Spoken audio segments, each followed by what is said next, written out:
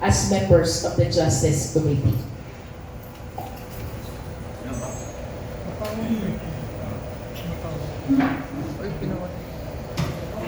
Impeachment complaint, if ever nandito na yung I wish to believe that this is ministerial, which means that in all cases, the Office of the Secretary General should receive, especially when it is signed and verified already.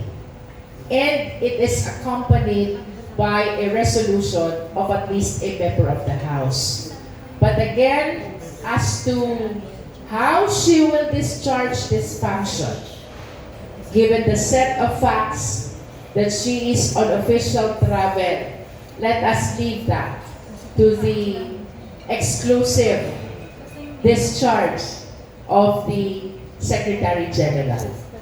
Ang complaint yata ng mga bayan black at yung isa pang sila attorney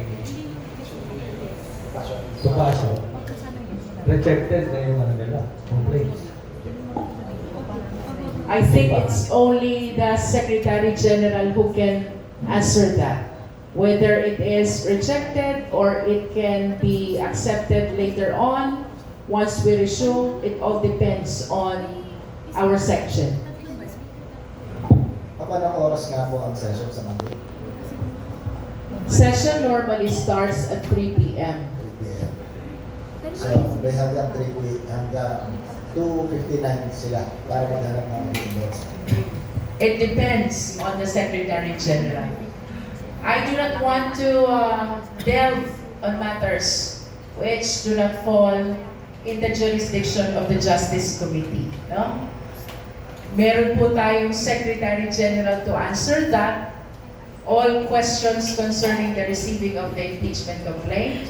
Meron po tayong Office of the Speaker to answer all questions pertaining to inclusion of the impeachment complaint in the order of business of the plenary.